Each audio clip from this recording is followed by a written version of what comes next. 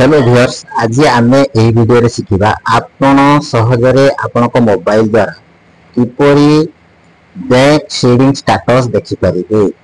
चलतु बंधु माने आरंभ करवा यही वीडियो को आपण सहजरे मोबाइल सागर देखिपारे। तबे आपण क्रोम ब्राउजर खोलवा को पड़िबो। तापरे आपण कोन करिवे ना एठी UIDAI एटा को आपण ओपन करबा को पड़िबो। या को ओपन कला परे एठी आपण टच करंतु। एठी टच करला परे आपण को प्रथमे ओ लैंग्वेज रे आपण देखबा को चाहते हम इंग्लिश लैंग्वेज रे देखबा इंग्लिश रे टच कर देखंतु बंधु माने लोडिंग परे एई भली गोटे इंटरफेस आपण को देखबा को पड़िबो। तापर धीरे धीरे आपण तळ को जिवे। तळ गला परे एठी देखंतु देखो आधार सर्विसेस। ये आधार सर्विसेस ऊपर आपण क्लिक करूँ। आधार सर्विसेस ऊपर क्लिक कला परे एठी देखो तळ तळ जिवे। एठी देखंतु देइछि आधार लिंकिंग स्टेटस।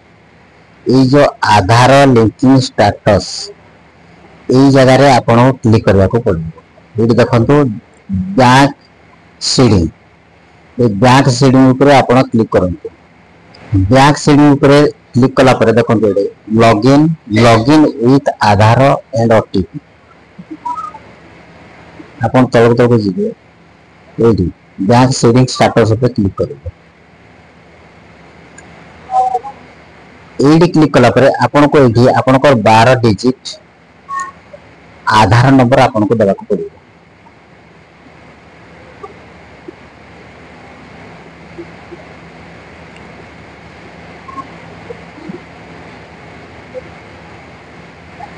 एठी आपण को आपनकर आधार कार्ड को देखिकरी 12टा संख्या जाक एठी टाइप कर। ई जगह रे टाइप कर। टाइप कला परे आपण को एठारे देखायता कैप्चा कोड। ई कैप्चा कोड को अबिकल जहां देजी कैप्चा कोड से कैप्चा कोड को ई जगह रे पूर्ण कर। ये जगह पूर्ण करने को पड़े। चलतु हम पूर्ण कर दवा।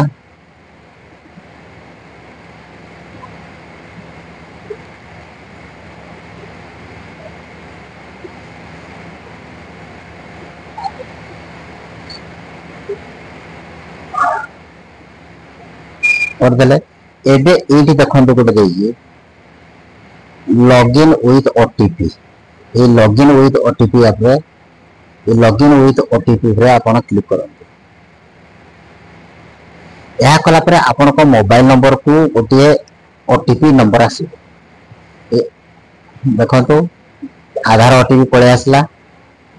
एबेला ए नंबर को एठी हमें कोन करबा टाइप कर दवा 212848 212848 होगला।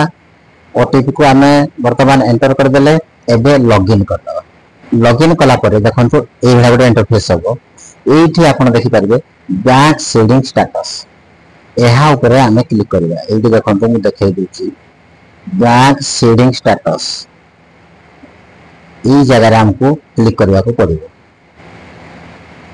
देखंतु एठी आपनकर स्टेटस देखा जाइछि। एठी आपनकर स्टेटस टी जणा पड़ी जाइछि। कोन कोन जणा पड़िछि देखंतु। एठी देखंतु बैंक रो नेम। ए बैंक रो नेम हला यूनियन बैंक ऑफ इंडिया। एठी देखंतु बैंक शेयरिंग स्टेटस कोन अछि एक्टिव अछि। आपण भी एही पर स्टेप रे देखिली आपण को देखिबे यदि bank sharing status T active अछि कि डीएक्टिव अछि। डीएक्टिव अछि आपनकर ठीक अछि। डीएक्टिव अछि आपनकर भूल अछि। तब आपन को आउथर जाई बैंक को एक्टिव करबा को पड़िबो। एही परि घरे बसी आपन को मोबाइल साइज रे आपनकर बैंक शेयरिंग स्टेटस सहज रे देखि पारे। तेणु जदि आपको भिडियो भल लगी गोटे लाइक करूँ, चैनल को सब्सक्राइब करूँ, आ भिडियो को जिते पर्यंत पार्टी शेयर करूँ। रही जय जगन्नाथ।